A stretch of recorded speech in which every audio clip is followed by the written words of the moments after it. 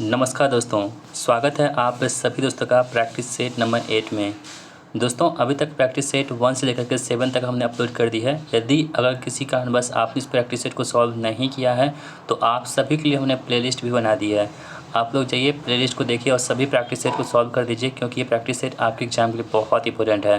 दोस्तों अगर आपको इसकी पीडीएफ प्राप्त करनी है तो पीडीएफ हमारे टेलीग्राम चैनल पर मिलता है, जिसका लिंक हमने इसी वीडियो के डिस्क्रिप्शन बॉक्स में दे रखी है। आप लोग टेलीग्राम को ज्वाइन करना मत भूलिएगा, क्योंकि सारी वीडियो की पीडीएफ जो है वहाँ पे अपलोड की जाती हैं। तो चलिए शुरू करते हैं आज की इस इंपॉर्टेंट वीडियो को। दोस्तों पहला सवाल आपके स्क्रीन पर है, कह रहा है कि हाल ही में न्यूरो टेक्नोलॉजी कंपनी के वैज्ञानिकों और इंजीनियरों द्वारा पहली बार इंसानी दिमाग में ब्रेन चिप को लगाया गया है। यानी कि जो पहली बार जो इंसानी दिमाग है, हम लोग का जो ब्रेन है, उसमें जो ब्रेन चिप लगाया गया है वो किस कंपनी लगाया दोस्तों? तो वो कंपनी कौन सा है? न्यूरालिंक है। ऑप्शन नंबर ए यहाँ पे इस प्रश्न का बिल्कुल सही जवाब हमारा हो जाएगा। हाल ही में बच्चों के लिए दुनिया का पहला मलेरिया वैक्सीन कार्यक्रम किसने प्रारंभ किया है? तो दोस्तों आप सभी को याद रखेंगे, जो मलेरिया वैक्सीन है ना, ये प्रोग्राम जो शुरू किया गया है ये आपको कैमरून के द्वारा शुरू किया गया। तो ऑप्शन नंबर 2 यहाँ पे इस प्रश्न का बिल्कुल राइट आंसर हमारा हो जाएगा। 1928 में साइमन कमीशन भारत में किस उद्देश्य से आया था? ठीक है दोस्तों, इसका उद्देश्य थी साइमन कमीशन का आने का, इसका दोस्तों उद्देश्य ये था कि प्रशासनिक सुधार पर विचार करने के लिए 3 फरवरी 1928 ईस्वी को साइमन कमीशन को भारत में लाया गया था। ठीक है, और इसका दोस्तों घोर विरोध किया गया था। साइमन गो बैक के नारे लगाए गए थे भारत में, और इसी के चलते दोस्तों जो विरोध करते हुए लाला लाजपत राय की मृत्यु लाठीचार्ज के समय में हो गई थी। राष्ट्रपति के निर्वाचक मंडल का उल्लेख भारतीय संविधान के किस अनुच्छेद में किया गया है? दोस्तों निर्वाचक मंडल की हम बात करेंगे राष्ट्रपति जी की, तो ये आपके कौन से अनुच्छेद नंबर 54 में राष्ट्रपति के निर्वाचक मंडल की चर्चा की गई है। ऑप्शन नंबर सी यहाँ पे इस प्रश्न का बिल्कुल राइट आंसर हमारा हो जाएगा। यदि एक गोलीय दर्पण का आकार इस प्रकार बढ़ता है कि इसकी वक्रता त्रिज्या दोगुनी हो जाती है तो इसकी फोकस दूरी पर क्या प्रभाव पड़ेगा? तो दोस्तों इसकी जो फोकस दूरी है ना, इसकी फोकस दूरी बढ़कर क्या हो जाएगी? दोगुनी हो जाएगी। ये भी आपके लिए इंपॉर्टेंट है, इसे आप याद रखेंगे। ये ऑप्टिक्स के प्रश्न होते हैं जो आपके एग्जाम में पूछे जाते हैं। हैदराबाद में स्थित अंग्रेजी और विदेशी भाषा विश्वविद्यालय की स्थापना किस वर्ष की गई थी? तो दोस्तों ये जब स्थापना की गई थी 1958 में हैदराबाद में स्थित जो अंग्रेजी और विदेशी भाषाओं के विश्वविद्यालय की स्थापना की गई थी। ऑप्शन नंबर ए यहाँ पे इस प्रश्न का बिल्कुल सही जवाब हमारा हो जाएगा। अगला सवाल दोस्तों आपकी स्क्रीन पर है, कह रहा है कि 1992 का डैश संवैधानिक संशोधन अधिनियम संविधान में भाग 9 पंचायतों को जोड़ने के लिए जिम्मेदार था। तो दोस्तों ये अधिनियम कौन सा था हमारा? तो 73वां संविधान संशोधन 1992 के तहत जो है ना भाग 9 को संविधान में जोड़ा गया था, जिसमें पंचायत की चर्चा की गई है। ये सभी ये पॉइंट भी आपके लिए इंपॉर्टेंट है, आप लोग याद रखेंगे। निम्न में से कौन सी नदी पंजाब में नहीं बहती है? ठीक है, तो दोस्तों आपके पास 4 ऑप्शन है। इनमें 3 नदियाँ ऐसी होंगी जो पंजाब में बहती होंगी, लेकिन एक ऐसा नदी होगा जो पंजाब में नहीं बहती है। तो आपको वही ढूंढ के निकालना है जो पंजाब में नहीं बहती है। ठीक है, तो दोस्तों आप याद रखेंगे जो ब्राह्मणी नदी है ये पंजाब में नहीं बहती है, जबकि चिनाब, रावी और ब्यास ये तीनों नदियाँ जो है आपको पंजाब में बहती हुई दिख जाएंगी। ऑप्शन नंबर सी यहाँ पे इस प्रश्न का बिल्कुल राइट आंसर हमारा हो जाएगा। ऐतिहासिक स्थान चौरी चौरा किस राज्य में स्थित है? दोस्तों आप लोगों को पता है चौरी चौरा का कांड हुआ था, ये 1922 में हुआ था। कब? 4 फरवरी 1922 को हुआ था चौरी चौरा कांड। असहयोग आंदोलन के बाद दोस्तों इस घटना को अंजाम दिया गया था 1922 में। आप सबको पता है कि असहयोग आंदोलन जो हुआ था वो 1920 में स्टार्ट हुआ था। ठीक है, लेकिन 1922 में घटना हो जाती है। इस घटना के चलते ही असहयोग आंदोलन महात्मा गांधी जी के द्वारा बंद कर दिया गया था। यहाँ पे कह रहा है कि ऐतिहासिक स्थान चौरी चौरा किस राज्य में स्थित है? दोस्तों आप लोग याद रखेंगे ये उत्तर प्रदेश में स्थित है। कहाँ पे? उत्तर प्रदेश के गोरखपुर जिले में ये स्थित है चौरी चौरा नामक स्थान। फरवरी 2024 तक के अनुसार स्पेस में सर्वाधिक समय बिताने के रिकॉर्ड किसके नाम दर्ज है? तो दोस्तों इनका नाम क्या है? ओलेग कोनेन्को जो है ये 2024 यानी कि फरवरी 2024 तक सबसे अधिक जो है स्पेस में समय बिताने का, यानी कि अंतरिक्ष में सबसे अधिक समय तक जो समय बिताए हैं उनका नाम क्या है? ओलेग कोनेन्को है। ऑप्शन नंबर सी यहाँ पे इस प्रश्न का बिल्कुल राइट आंसर हमारा हो जाएगा। ठीक है दोस्तों, बढ़ते हैं अगले सवाल की ओर।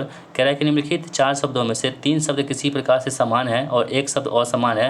असमान शब्द का चयन कीजिए। यहाँ पे कुंठा है, मधुमेह है, रक्तहीनता है और उच्च रक्तचाप यानी कि हाई ब्लड प्रेशर है। तो दोस्तों इनमें से आपका अंतर क्या हो जाएगा, आपको ये ढूंढ के निकालना है। ठीक है दोस्तों, आप ध्यान से देखेंगे तो यहाँ पे कुंठा जो है ना कोई रोग नहीं है, जबकि आपके पास मधुमेह हो गया, ठीक है, डायबिटीज़, रक्तहीनता, एनीमिया और हाई ब्लड प्रेशर ये सभी क्या है? एक बीमारी का नाम है, जबकि कुंठा एक बीमारी नहीं है। इसलिए यहाँ पे ये जो है अलग यहाँ पे हो जाएंगे। उस विकल्प का चयन कीजिए जिसका संबंध इससे है, यानी कि जो बैक्टीरिया जिस प्रकार जो है ना वो डिजीज है, यानी कि जो बैक्टीरिया है, जीवाणु है, ये एक बीमारी है, उसी प्रकार से ये किस में संबंधित हो जाएगा? तो दोस्तों आप तो याद रखेंगे जो लापरवाही है ना, लापरवाही क्या होती है? त्रुटि होती है। ठीक है, यदि हम कोई भी काम को अच्छे से नहीं करते हैं, लापरवाह रहते हैं किसी काम के प्रति, तो उसे क्या होती? गलतियाँ हो जाती हैं। निम्नलिखित आकृति में कितने त्रिभुज हैं। दोस्तों आपके पास ये त्रिभुज आपको दिख रहे होंगे, इसमें कितने त्रिभुज हो जाएंगे, तो इसमें टोटल आपके पास 18 यानी कि 18 त्रिभुज यहाँ पे देखने को मिल जाएंगे। आशा और लता की वर्तमान आयु का अनुपात 5:6 है। यदि उनकी आयु में 6 साल का अंतर है तो 5 साल बाद लता की आयु कितनी हो जाएगी। तो दोस्तों आपको याद रखेंगे जो 5 साल बाद लता की उम्र हो जाएगी वो कितनी हो जाएगी, 41 वर्ष होगी। आप सभी लोग निकाल लेंगे, बहुत ही आसान प्रश्न है। यहाँ पे कह रहा है कि विद्यालय जिस प्रकार विद्यार्थी संबंधित है उसी प्रकार से इसमें कुछ जो ऑप्शन आपके पास 4 ऑप्शन दे रखे हैं, इसमें कौन से किससे संबंधित हो जाएंगे। दोस्तों अस्पताल जो है यहाँ पे मरीज से संबंधित हो जाएंगे। ऑप्शन नंबर ए यहाँ पे राइट आंसर हमारा हो जाएगा। उस विकल्प का चयन कीजिए जो तीसरे शब्द से संबंधित है, यानी कि दवा जो है वो रोग से संबंधित है। उसी प्रकार से भोजन जो है वो किससे संबंधित हो जाएगा दोस्तों, तो भोजन जो है यहाँ पे भूख से संबंधित हो जाएगा, यानी कि हंगर से संबंधित हो जाएगा। विनीत, राजेश और कीर्ति के पास अलग अलग धनराशियाँ हैं। राजेश के पास विनीत के मुकाबले दोगुनी धनराशि है। राजेश और कीर्ति के पास कुल 147 की धनराशि रुपये है, तो कीर्ति की धनराशि विनीत की धनराशि से 6 रुपये अधिक है। तो कीर्ति के पास कुल कितनी धनराशि है ये आपको पूछना बताया दोस्तों। ये आपके पास 53 धनराशि यहाँ पे हो जाएंगी। एक निजी टैक्सी कंपनी तय की गई दूरी के आधार पर प्रति किलोमीटर के हिसाब से शुल्क लेने के साथ ही एक शुल्क भी वसूलती है। 24 किलोमीटर के सफ़र के लिए 368 रुपये और 32 किलोमीटर के लिए 464 रुपये का भुगतान करती है। तो कह रहा है कि एक व्यक्ति 15 किलोमीटर की सफ़र के लिए कितना भुगतान करेगा। तो दोस्तों आप इसे निकाल लेंगे, बहुत ही ये भी इजी प्रश्न है, तो आप लोग निकाल ही लेंगे। इसका दोस्तों आंसर के पास हो जाएगा ये यानी कि 260 रुपये वो व्यक्ति को देना होगा। पहली संख्या का 75% दूसरी संख्या के 60% के बराबर है। पहली संख्या तथा दूसरी संख्या के बीच अनुपात क्या है, ये भी प्रश्न बहुत आसान है। ये आपके पास 4:5 का रेशियो यहाँ पे आ जाएगा। एक पंचायत चुनाव में 2 उम्मीदवार है, ए और बी है। उम्मीदवार ए को 42% मत मिले और बी को 8000 मतों से हरा दिया है, तो मतों की कुल संख्या यहाँ पे कितनी हो जाएगी दोस्तों, तो मतों की संख्या आपके पास जो है ना 50,000 जो है यहाँ पे मत हो जाएंगे। हिंदी का सवाल देख लेते हैं हम लोग। सही वर्तनी का सवाल शब्द का चयन कीजिए। यहाँ पे सही वर्तनी यहाँ पे कौन सी दोस्तों, यहाँ पे देखिए जो पूजनीय लिखा हुआ है ना, ऑप्शन नंबर बी जो है पूजनीय, यही क्या आपकी सही वर्तनी है, बाकी अन्य सभी वर्तनियाँ गलत दे रखी हैं। नीचे दिए गए वाक्यांश के लिए एक शब्द दिए गए विकल्पों में से चुनिए जिसका अपकार किया गया हो। उसे हम लोग क्या बोलते हैं दोस्तों, उसे बोलते हैं अपकृत कहते हैं, ठीक है। किसी पर विजय पाने की इच्छा रखने वाला उसको हम लोग क्या बोलते हैं, तो किसी भी पर विजय पाने की जो इच्छा रखता है उसे हम लोग बोलते हैं जिगीसु। क्या बोलते हैं, जिगीसु के नाम से जानते हैं। दिए गए वाक्य का वह भाग याद करें जिसमें कोई त्रुटि है। यदि कोई त्रुटि नहीं है तो कोई त्रुटि नहीं है उसको चुनें, ठीक है। तो दोस्तों क्या है कि बिल के भुगतान न करने पर तुम्हें माल वापस करना होगा, कोई त्रुटि नहीं है। तो दोस्तों यहाँ पे ऑप्शन नंबर डी जो है, इसमें वाक्य के भाग 1 में त्रुटि है, बिल के भुगतान न करने पर तुम्हें माल वापस करना होगा। ये शुद्ध है कि बिल के भुगतान, यहाँ पे बिल के भुगतान नहीं, यहाँ पे बिल का भुगतान होगा, ठीक है, तब जाके सही होगा। ऑप्शन नंबर ए जो यहाँ पे सही जवाब हो जाएगा, ठीक है। सही वर्तनी वाले शब्द का चयन कीजिए। सौहार्द लिखा हुआ है दोस्तों, तो सौहार्द लिखा हुआ है, ये सही वर्तनी कौन सा है, ऑप्शन नंबर ए जो है ना, यही क्या आपके पास सही वर्तनी दे रखी है, बाकी अन्य सभी वर्तनियाँ यहाँ पे गलत दे रखी हैं। ऊँट के गले में बिल्ली बांधना, इस लोकोक्ति का अर्थ क्या होता है, तो ऊँट के गले में बिल्ली बांधना इसका अर्थ होता है कि बेमेल संबंध बनाना, ठीक है, यानी कोई संबंध नहीं होना। मक्षिका शब्द का तद्भव रूप क्या होता है, तो मक्षिका शब्द का तद्भव रूप होता है कौन सा, मक्खी। क्या होता है, मक्खी जो होता है, मक्षिका शब्द का क्या होता है, एक तद्भव रूप होता है। यहाँ पे क्या है कि वाक्य खंड के लिए नीचे दिए गए विकल्प में से एक शब्द चुनिए। इधर उधर घूमता हुआ सन्यासी, उसे हम लोग क्या बोलते हैं, उसे बोलते हैं परिवारजक, ठीक है। इधर उधर घूमता हुआ सन्यासी को परिवारजक कहते हैं।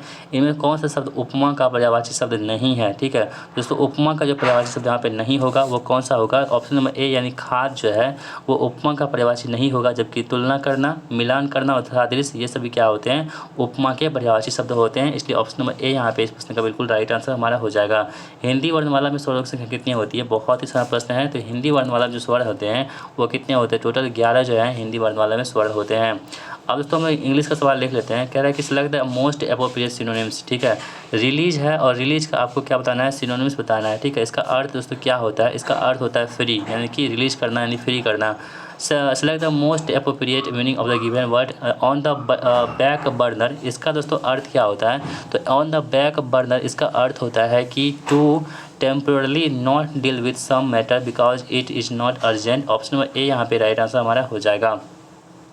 Select the most appropriate option to fill in the blanks. He always had a close dash with his grandfather. तो दोस्तों यहाँ पे राइट आंसर क्या होगा? Option number D, affinity. He always had a close affinity with his grandfather. यहाँ पे सही जवाब हमारा हो जाएगा। यहाँ पे क्या है कि एंटोनिम बताना है किसका? तो फास्टर्न। फास्टर्न का एंटोनिम आपको दोस्तों यहाँ बताना क्या हो जाएगा? तो ऑप्शन नंबर ए यानी कि रिलीज जो है यहाँ पे फास्टर्न का एंटोनिम्स हो जाएगा। यहाँ पे इनकरेक्टली स्पेल्ड वर्ड आपको चूज करना है, ठीक है। कौन सा यहाँ पे गलत दे रखा है? तो दोस्तों आप लोग ध्यान से देखेंगे तो प्रीसेशन जो है ना यहाँ पे गलत दे रखे हैं, बाकी अन्य सभी जो कथन है मतलब कि ऑप्शन है वो सही है। यहाँ पे आपके पास कंप्यूटर का सवाल है, निम्नलिखित में से निम्नलिखित का क्या परिणाम होगा? तो देखिए right click on A file name, फिर उसके बाद सेंड टू ए डेस्कटॉप। ये जो हम क्लिक करेंगे तो उसके बाद जो परिणाम निकल के आएगा वो होगा डेस्कटॉप पर फाइल का शॉर्टकट आइकन बन जाएगा। ऑप्शन नंबर सी यहाँ पे राइट आंसर हमारा हो जाएगा, ठीक है। अगला क्वेश्चन देख लेते हैं हम लोग। वर्ड प्रोसेसिंग डॉक्यूमेंट में टैब्स व स्पेसेज के माध्यम से की जाने वाली टेक्स्ट की अलाइनिंग एक कठिन कार्य हो सकता है। एमएस वर्ड के द्वारा किसी डैश डॉक्यूमेंट में टेक्स्ट के स्तंभों तथा पंक्तियों को आसानी से अलाइन करने के लिए इंसर्ट करना होगा। तो किसको इंसर्ट करना होगा? तो टेबल को क्या करना होगा? हमें इंसर्ट करना होगा, ठीक है। डैश से जुड़ी हुई हार्डवेयर डिवाइस तथा ऑपरेटिंग सिस्टम के मध्य आवश्यक रूप से निर्बाध कम्युनिकेशन की सुविधा होती है। तो दोस्तों ये किससे होती है? तो डिवाइस ड्राइवर से क्या होती है? निर्बाध कम्युनिकेशन की सुविधा होती है। एक पर्सनल कंप्यूटर यानी पीसी को पुनः आरंभ यानी कि कोल्ड बूट करने के लिए उपयोगी डिस्क का नाम क्या है? तो इसका नाम है कौन सा? सिस्टम डिस्क होता है। क्या होता है? सिस्टम डिस्क होता है। ऑप्शन नंबर बी यहाँ पे राइट आंसर हमारा हो जाएगा। डीबगिंग कौन सी प्रक्रिया है? ठीक है दोस्तों, एक होता है बग और एक होता है डीबग। बग होता है कि जब कंप्यूटर में किसी प्रकार की त्रुटि होती है उसे बोलते हैं बग, और जब उस त्रुटि को ख़त्म की जाती है उसे बोलते हैं डीबग, ठीक है। तो आप याद रखेंगे जो डीबग होती है ये क्या होती है? एक सॉफ्टवेयर प्रोग्राम में त्रुटि की जाँच करने को हम लोग क्या बोलते हैं? डीबगिंग कहते हैं, ठीक है। ऑप्शन नंबर सी यहाँ पे राइट आंसर हमारा हो जाएगा।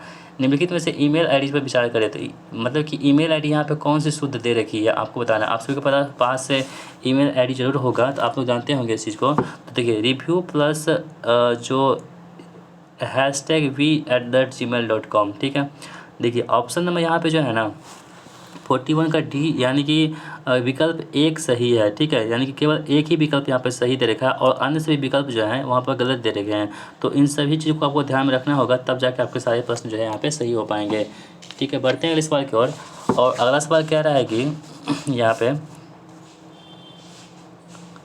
निम्नलिखित का मिलान कीजिए, ठीक है। इनपुट डिवाइस है, प्रोसेसिंग डिवाइस है, स्टोरेज डिवाइस है और आउटपुट डिवाइस है। तो आप सबको पता है दोस्तों जो हमारे पास ए का क्यू हो जाएगा, यानी कि जो इनपुट डिवाइस होती है वो टच स्क्रीन क्या होती है? इनपुट डिवाइस होती है, ठीक है। और बी का पी हो जाएगा, यानी कि प्रोसेसिंग डिवाइस जो हो जाता है वो क्या है? रोम जो है एक प्रकार का प्रोसेसिंग डिवाइस है। स्टोरेज डिवाइस की हम बात करें अगर तो सी का एस हो जाएगा, यानी कि जो फ्लैश मेमोरी है ये क्या आपके पास स्टोरेज डिवाइस है। और जो आउटपुट डिवाइस है वो क्या होता है? प्रिंटर जो है हमारे पास क्या है? एक आउटपुट डिवाइस है। इसे आप याद रखेंगे। निम्नलिखित में से क्या संग्रहण युक्ति यानी कि स्टोरेज डिवाइस के सही क्रम को उनके संग्रहण आकारों के अनुसार बढ़ते हुए क्रम में दर्शाता है? तो दोस्तों आप लोग याद रखेंगे ऑप्शन नंबर सी, यानी कि पहले रजिस्टर होगा, उसके बाद कैश होगा, उसके बाद रैम होगा, उसके बाद हार्ड डिस्क ड्राइव होगा। ऑप्शन नंबर सी यहाँ पे राइट आंसर हमारा हो जाएगा। निम्नलिखित में से कौन सा संजीत नाम उसके पूर्ण रूप का गलत युग्म है? यानी कि रैम। रैम का फुल फॉर्म क्या होता है? रैंडम एक्सेस मेमोरी, ये सही है। दूसरा आपके पास है कि फैक्स फेसिमाइल, तो यहाँ पर ऑप्शन नंबर बी देख लेते हैं हम लोग, ठीक है, ये भी सही है। और उसके URL का फुल फॉर्म क्या होता है? यूनिफॉर्म रिसोर्स लोकेटर होता है। यहाँ पे रिजर्व लिखा हुआ है इसलिए गलत है, ठीक है। आप लोग देखेंगे यहाँ पे रिसोर्स होता है तब ये सही होता है, जबकि यहाँ पे रिजर्व लिखा हुआ है इसलिए गलत है। और जो DBMS होता है इसका फुल फॉर्म होता है डाटाबेस मैनेजमेंट सिस्टम, ये यहाँ पे सही दे रखा है, ठीक है। तो आपको क्या देखना होगा? जो गलत है उसको चूज करना था। ऑप्शन नंबर सी यहाँ पे इस प्रश्न का राइट आंसर हमारा हो जाएगा। 16 बिट प्रति पिक्सल डेप्थ वाले कंप्यूटर मॉनिटर में कितने रंग उपलब्ध होते हैं? तो दोस्तों ये जो होती हैं 65 536 जो होते हैं यहाँ पे रंग उपलब्ध होते हैं। जब ईमेल भेज दिया जाता है तो यह डैश फोल्डर से डैश फोल्डर तक जाता है। तो दोस्तों आप लोग याद रखेंगे जब ईमेल को हम लोग भेज देते हैं तब जो है ना ये आउट बॉक्स से क्या होता है? सेट में चला जाता है, ठीक है। एक ऑप्टिकल फाइबर में क्लॉडिंग परत का प्रयोग किया जाता है। तो एक ऑप्टिकल फाइबर जो क्लॉडिंग होती है इसका प्रयोग हम लोग करते हैं, किसके लिए करते हैं? आपके पास ऑप्शन दे रखे हैं, इसके लिए करते हैं हम लोग जो कोर के भीतर ऑप्टिकल सिग्नल को सीमित करने के लिए इसका इस्तेमाल हम लोग करते हैं। अगला सवाल है कि निम्नलिखित में से कौन एक कंप्यूटर यूटिलिटी प्रोग्राम है? तो दोस्तों आप लोग याद रखेंगे जो ऑप्शन नंबर एक है डिस्क डीफ्रेगमेंटर, ये क्या होती है? एक यूटिलिटी प्रोग्राम होती है कंप्यूटर में, ठीक है। निम्नलिखित में से कौन सा एक कंप्यूटर इनपुट डिवाइस नहीं है? तो दोस्तों आपको याद रखेंगे जो ऑप्शन नंबर डी प्लॉटर है, ये आपके पास इनपुट डिवाइस नहीं है। जबकि जॉयस्टिक, लाइट पेन और ऑप्टिकल मार्क ऑर्गेनाइजेशन यानी कि OMR, ये सभी क्या है आपके पास इनपुट डिवाइस हैं, जबकि प्लॉटर जो है आपके पास इनपुट डिवाइस नहीं है। Alt प्लस टैब किसका एक शॉर्टकट होता है? तो Alt प्लस टैब जो है ना दोस्तों, आप लोग याद रखेंगे ये जो होता है खुले प्रोग्राम के बीच स्विच करने के लिए Alt प्लस टैब का इस्तेमाल करते हैं। ऑप्शन नंबर ए यहाँ पे राइट आंसर हमारा हो जाएगा। यदि पक्ष अंतराल YB और अग्र अंतराल YF कह रहा है, यदि पक्ष अंतराल YB और अग्र अंतराल YF हो तो लैंप और तरंग कुंडली के लिए कुल कुंडली अंतराल क्रमशः कितना होगा? तो दोस्तों आप लोग याद रखेंगे ऑप्शन नंबर ए जो है यहाँ पे यही क्या होगा, इस प्रश्न का बिल्कुल सही जवाब हमारा हो जाएगा। स्टेटर के साथ धारा स्टार संयोजन में एक 3 कला प्रेरण मोटर 15 एम्पीयर की धारा लाइन धारा कर्षित करती है। यदि डेल्टा संयोजन हो तो यह कितने लाइन धारा कर्षित करेगी? तो आप याद रखेंगे ये जो है आपको 15 एम्पीयर की धारा क्या होगी, कर्षित कर देगी। निम्न में से कौन सी विद्युत वायरिंग की एक तकनीक नहीं है? तो दोस्तों आप लोग याद रखेंगे जो विद्युत वायरिंग होती है इसमें जो हैम्पटन वायरिंग है ये नहीं होती है, जबकि बेटन वायरिंग होती है, केसिंग और कैपिंग वायरिंग होती है और लेड सीथर वायरिंग होती है। जबकि हैम्पटन वायरिंग जो होती है एक वायरिंग के प्रकार नहीं है, आप लोग इसे जानते होंगे। अगला सवाल कह रहा है कि किसी डबल केज प्रेरण मोटर में यदि एक केज का प्रतिरोध निम्न है और क्षरण प्रतिघात उच्च हो तब क्या होगा? तब दोस्तों आपको याद रखेंगे यह क्या होगा, आंतरिक केज होता है। ऑप्शन नंबर सी यहाँ पे इस प्रश्न का बिल्कुल राइट आंसर हमारा हो जाएगा। गुप्त जो कंडक्ट तार स्थापना के संबंध में निम्नलिखित में से कौन सा विकल्प यहाँ पे गलत दे रखे हैं? तो दोस्तों आपको याद रखेंगे जो विकल्प नंबर 2 है यानी कि स्थापना इंस्टॉलेशन क्या होती है, इसकी आसान होती है, यही क्या है यहाँ पे गलत दे रखे हैं। 2 प्रत्यावर्तक यांत्रिक रूप से युग्मित है। यदि वे क्रमशः 40 हर्ट्ज और 50 हर्ट्ज पर शक्ति प्रदान कर रहे हैं तब सेट की उच्चतम गति कितनी हो जाएगी? तब दोस्तों आपको याद रखेंगे जो सेट की उच्चतम गति हो जाएगी वो 600 RPM हो जाएगी। कितनी हो जाएगी? 600 RPM हो जाएगी। आप सभी लोग निकाल लेंगे, बहुत ही यहाँ पे आसान प्रश्न ये होने वाला है। ठीक है, चलिए बढ़ते हैं अगले सवाल की ओर हम लोग। कह रहा है कि प्रकाश स्रोत और प्रकाश सेंसर का उपयोग करते हुए मोटर की गति का मापन किसके द्वारा किया जाता है? तो मोटर की गति का मापन जो होगा यहाँ पे दोस्तों आप लोग याद रखेंगे फोटो इलेक्ट्रिक टेकोमीटर के द्वारा होगा। ठीक है, ऑप्शन नंबर डी यहाँ पे राइट आंसर हमारा हो जाएगा। निम्न में से कौन नाभिकीय रिएक्टर में ईंधन के रूप में प्रयुक्त नहीं किया जाता है? तो दोस्तों आप लोग याद रखेंगे जो बोरोन है ना, इसका प्रयोग नाभिकीय रिएक्टर में नहीं होता, जबकि प्लूटोनियम का, एनरिच्ड यूरेनियम का और प्राकृतिक यूरेनियम का, इन सभी का उपयोग हम लोग किसमें करते हैं? नाभिकीय रिएक्टर में करते हैं। जबकि बोरोन का इस्तेमाल जो होता है हम लोग नाभिकीय रिएक्टर में नहीं करते हैं। डीसी संचरण के साथ निम्न में से कौन सा कथन गलत यहाँ पे दे रखा है? तो डीसी जनरेटर में क्या होती है दोस्तों आप लोग याद रखेंगे, तो डीसी जो ट्रांसमिशन होती है इसमें कोई त्वचिक प्रभाव नहीं होता, यहाँ पे सही है। डीसी संचरण में कम कोरोना हानि होती है, ये भी यहाँ पे सही दे रखा है। ठीक है, और तीसरा जो आपके पास ऑप्शन है कि संचरण के लिए आवश्यक उच्च वोल्टता आसानी से उपलब्ध की जा सकती है, यही कथन यहाँ पे गलत दे रखा है, जबकि अन्य कथन यहाँ पे सही दे रखा है। ऑप्शन नंबर सी यहाँ पे इस क्वेश्चन का बिल्कुल राइट आंसर हमारा हो जाएगा। 50 हर्ट्ज आवृत्ति उत्तेजन के लिए 150 किलोमीटर की लाइन किस श्रेणी के अंतर्गत आएगी? तो ये श्रेणी जो होगी वो मध्यम लाइन होगी। कौन सी होगी? मध्यम लाइन होगी, यानी कि मिडिल लाइन यहाँ पे हो जाएंगी। तापीय शक्ति संयंत्र के मामले में निम्न पर विचार कीजिए। ठीक है, तो पहला कथन है और दूसरा कथन है, इस पर आपको विचार करना है कौन सा कथन सत्य है, कौन सा कथन गलत है। तो दोस्तों यहाँ पे केवल 2 कथन जो है ना यहाँ पे सही है, बाकी अन्य कथन जो है यहाँ पे गलत दे रखे हैं।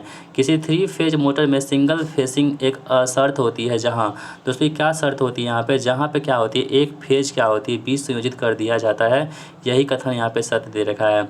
ड्राइव को किसके लिए मोटर के साथ प्रयुक्त की जाती है? तो ड्राइव को हम लोग क्या करते हैं, वांछित गति पर प्रचालित करने के लिए परिवर्तनीय डीसी वोल्टता प्रदान करते हैं, तब जाके ड्राइव क्या होती है, ये मोटर में प्रयुक्त हो जाती है। ठीक है, उच्च वोल्टता संचरण लाइन के संबंध में निम्न से कौन सा सही है यहाँ पे? ठीक है, देख लीजिए आपके पास ऑप्शन है 4, इनमें से कौन सा कथन यहाँ पे सही दे रखा है? तो ऑप्शन नंबर सी, संचरण वोल्टता में वृद्धि के साथ वोल्टता नियमन क्या होती है, सुधर जाती है, यही कथन यहाँ पे सही दे रखा है, बाकी अन्य कथन जो यहाँ पे गलत दे रखे हैं। भू इलेक्ट्रोड के संदर्भ में निम्न कथनों पर विचार कीजिए। ठीक है, दोस्तों भू इलेक्ट्रोड की यहाँ पे बात हो रही है और कौन सा कथन यहाँ पे सही दे रखे हैं आपको वो चूज करना है। ठीक है, तो दोस्तों आप लोग ध्यान से देखेंगे तो ऑप्शन नंबर बी यानी कि A, B, C तीनों कथन यहाँ दोस्तों यहाँ क्या है, तो यहाँ पे सही दे रखे हैं, बाकी बाकी आप तो इसे पढ़ लेंगे। A14-2 केबल में क्या होता है, तो A14-2 केबल जो होती है इसमें आपको क्या होती है, तो आप तो याद रखेंगे 14 AWG और कुल 3 तार यहाँ पे हो जाएंगे। ऑप्शन नंबर ए राइट आंसर होगा। सार्वभौमिक मोटर के संदर्भ में कौन सा कथन यहाँ पे गलत है, यानी कि जो यूनिवर्सल मोटर होती है उसके संबंध में कौन सा कथन यहाँ पे गलत दे रखी है, तो ऑप्शन नंबर बी, वे निम्न गति 500 RPM पर भी संतोषप्रद ढंग से चल सकती है, यही कथन गलत है। बाकी अन्य सभी कथन यहाँ पे सही दे रखे हैं। 3 फेज स्क्विरल केज प्रेरण मोटर के बारे में निम्न में से कथन पर विचार कीजिए। तो कौन सा कथन यहाँ पे देखें कि विचार करना है हम लोगों को। रोटर चालक इंड रिंग के माध्यम से लघु पथित कर दिए जाते हैं और स्टार्टिंग उद्देश्य के लिए बाह्य प्रतिरोध को रोटर प्रतिरोध से जोड़ा जा सकता है। तो कौन सा कथन यहाँ पे सत्य दे रखे हैं, तो ऑप्शन नंबर डी यानी कि ए सही है और दूसरा क्या यहाँ पे गलत दे रखे हैं। ठीक है, एक निम्न उत्तेजित तुल्यकालिक जनरेटर क्या होती है, तो आप याद रखेंगे ऑप्शन नंबर सी, अग्रगामी VARS से सप्लाई करता है और अग्रगामी शक्ति गुणक के पर परिचालित होता है। ठीक है, निम्न कथन पर विचार कीजिए दोस्तों, आपको विचार करनी है। कथन 1 और 2 दे रखे हैं, तो आप ध्यान से देखेंगे, यहाँ पे विचार करेंगे तो आप पाएंगे कि यहाँ पे ए और 2 जो कथन है, दोनों कथन यहाँ पे क्या है, गलत दे रखे हैं। ठीक है, ऑप्शन नंबर डी यहाँ पे सही जवाब हमारा हो जाएगा। किसी मोटर की लघु पथित कुंडली के लिए विद्युत रोधन परीक्षण के लिए प्रयुक्त विद्युत युक्ति क्या कहलाती है, तो उस युक्ति को हम लोग क्या बोलते हैं दोस्तों, तो उस युक्ति को हम लोग बोलते हैं ग्राउलर कहते हैं। क्या बोलते हैं, ग्राउलर कहते हैं। यदि एक्टिव और रिएक्टिव शक्ति किसी बस के लिए विशिष्ट की गई हो तब यह एक क्या होगी, तब दोस्तों ये क्या होगी, एक लोड बस यहाँ पे हो जाएगी। ठीक है, 0.2 स्लिप के साथ किसी प्रेरण मोटर के लिए रोटर इनपुट शक्ति और रोटर ताम हानि का अनुपात कितना होता है, तो इसका अनुपात हो जाएगा कितना, 5 हो जाएगा। कितना, 5 हो जाएगा।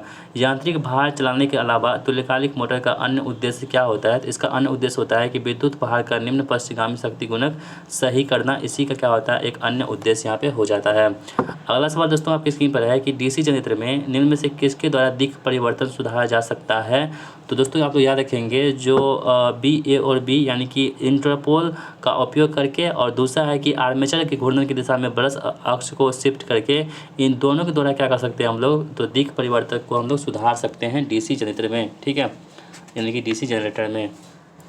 अगला सवाल दोस्तों आपके स्क्रीन पर देख लीजिए है कि डैश DC मशीन विद्युत ब्रेकिंग के सबसे किफ़ायती विधि डैश होती है और आर्मेचर टर्मिनल के रिवर्सल द्वारा ब्रेकिंग होती है। तो आप तो याद रखेंगे जो रीजनरेटिव ब्रेकिंग होती है वो DC मशीन विद्युत ब्रेकिंग की सबसे किफ़ायती विधि होती है और ये प्लगिंग होती है। ठीक है, प्राप्त ब्रेकिंग क्या होती है, प्लगिंग होती है। ऑप्शन नंबर ए यहाँ पे राइट आंसर हमारा हो जाएगा। एक 250 वोल्ट के लैंप में 50 ल्यूमेन प्रति वाट और 0.6 एम्पीयर की धारा लेता है, तो ल्यूमेन में इसका कुल फ्लक्स कितना होगा, तो दोस्तों आप याद रखेंगे इसमें कितना होगा, 3000 फ्लक्स यहाँ पे हो जाएगा। एक 200 वोल्ट शंट जनरेटर 20 एम्पीयर की लाइन धारा वितरित करता है। यदि आर्मेचर प्रतिरोध 1 ओम और क्षेत्र प्रतिरोध 100 ओम हो तो दक्षता कितनी हो जाएगी, तो इसकी दक्षता हो जाएगी 4000/4884, यहाँ पे इसकी दक्षता हो जाएंगी। अगला सवाल आपके स्क्रीन पर है कि 2 परिणामित्र T1 और T2 है, निम्नलिखित चित्र के अनुसार जुड़े हुए हैं, तो N और E का मान क्रमशः कितना हो जाएगा, तो दोस्तों इसका मान जो हो जाएगा आपका ऑप्शन नंबर डी 32 और 500 वोल्ट यहाँ पे हो जाएगा। जैसे जैसे गति बढ़ती है किसी सिंगल फेज हिस्टैरिसीस मोटर का टॉर्क पर क्या प्रभाव पड़ता है, तो इसका प्रभाव दोस्तों क्या होती है, वो स्थिर रहता है। ठीक है, कांस्टेंट रहता है।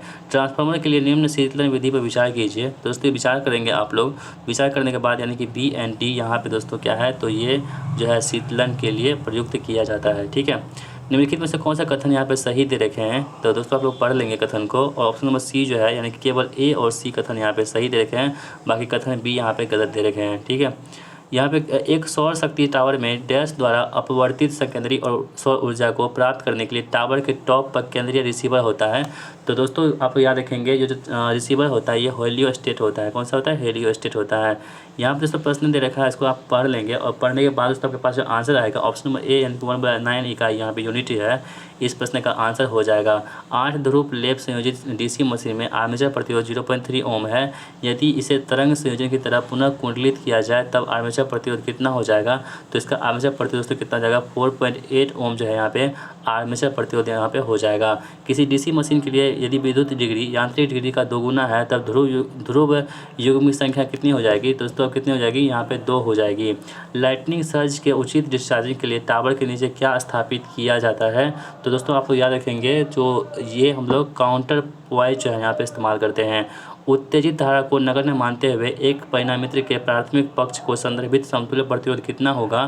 तो दोस्तों ये जो है आपके पास इसका समतुल्य प्रतिरोध यहाँ पे निकल के आ जाएगा। ठीक है, अगला सवाल दोस्तों आपकी स्क्रीन पर है कि समन्वित ध्रुव तुल्यकालिक मोटर द्वारा विकसित प्रतिकला फेज सक्रिय शक्ति को किसके द्वारा दर्शाया जाता है। दोस्तों आप याद रखेंगे ये जो है ना, ये आपको ऑप्शन नंबर बी इसके द्वारा दर्शाया जाता है। ठीक है, किस प्रकार के विद्युत रोधक में एक लड़ी का निर्माण करने के लिए कई विद्युत रोधक श्रेणी में संयोजित रहते हैं और लाइन चालक सबसे पहले सबसे निचले वाले विद्युत रोधक द्वारा वहन होता है। तो आप याद रखेंगे यह होता है निलंबन विद्युत रोधक। ठीक है, यदि किसी क्षेत्र को प्रोजेक्शन के साथ शक्तिशाली प्रकाश द्वारा प्रदीप्त किया जाता है तब यह क्या कहलाता है दोस्तों, तब ये फ्लड प्रकाशन कहलाता है। ठीक है, परिणामित्र के संदर्भ में निम्नलिखित में से कौन सा विकल्प यहाँ पे गलत दे रखे हैं। तो ठीक है, यानी जो सबके पास जो परिणामित्र होते हैं यानी ट्रांसफार्मर होते हैं, ट्रांसफार्मर के बारे में कौन सा कथन यहाँ पे गलत दे रखे हैं आपको वो चूज करना है। ठीक है, दोस्तों आप याद रखेंगे ऑप्शन नंबर बी जो है उच्च वोल्टता कुंडली को एक निकट लगी होती है, यही कथन यहाँ पे गलत दे रखे हैं, बाकी अन्य कथन यहाँ पे सही दे रखे हैं। दिया गया प्रतीक किस प्रकार का स्विच है दोस्तों, तो आप याद रखेंगे ये जो स्विच है ऑप्शन नंबर एकल पोल द्विक थ्रो जो है यहाँ पे पूल ये स्विच का उदाहरण है। दो प्रत्यावर्तक समांतर में चल रहे हैं, यदि एक प्रत्यावर्ती में निवेश इनपुट को नियत रखा जाए लेकिन उत्तेजन परिवर्तित हो तो क्या होगा। तो दोस्तों आप याद रखेंगे निर्गम का केवीए घटक परिवर्तित होगा, ना कि केडब्ल्यू घटक। ठीक है, बंडल चालक डैश के लिए प्रयुक्त किया जाता है। तो बंडल चालक जो है दोस्तों आप याद रखेंगे ये श्रेणी प्रतिघात को कम करने के लिए इसका इस्तेमाल हम लोग करते हैं। एक सोपानी स्टेपर मोटर में 15 पूर्ण घूर्णन वांछित है। यदि सोपानी कोण 3.6 डिग्री हो तो इसके चालन प्रणाली कूटूत्र में कितना भार दिया जाना चाहिए। तो दोस्तों आप याद रखेंगे इसमें जो भार दिया जाना चाहिए वो आपके पास 1500 भार देना चाहिए। ठीक है, हाइड्रो पावर प्लांट में नदी साइज के लिए समय के साथ इनमें से कौन धारा प्रवाह के परिवर्तन को प्रदर्शित करता है। तो आप लोग याद रखेंगे ऑप्शन नंबर ए यानी कि हाइड्रोग्राम जो है इसको प्रदर्शित करता है। अनंत बस बार क्या है, तो अनंत बस बार जो दोस्तों ये होती है किसी भी चीज़ के बावजूद स्थिर टर्मिनल वोल्टता और आवृत्ति के साथ बस जो होती है उसे अनंत बस बार कहते हैं। और आपका सवाल है कि एक 4 ध्रुव है 50 हर्ट्ज है, एक सिंगल फेज प्रेरण मोटर 1350 आरपीएम पर चल रही है, तो फर्स्ट स्लिप क्या होगी दोस्तों, इसकी जो फर्स्ट स्लिप हो जाएगी वो 0.2 हो जाएगी।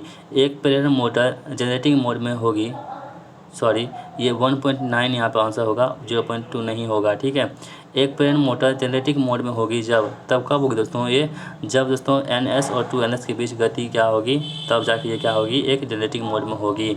तो दोस्तों इस प्रकार प्रैक्टिस सेट नंबर 8 को हमने यहीं पे कवर कर लिया है। उम्मीद करता हूँ आपकी वीडियो बहुत पसंद आई होगी।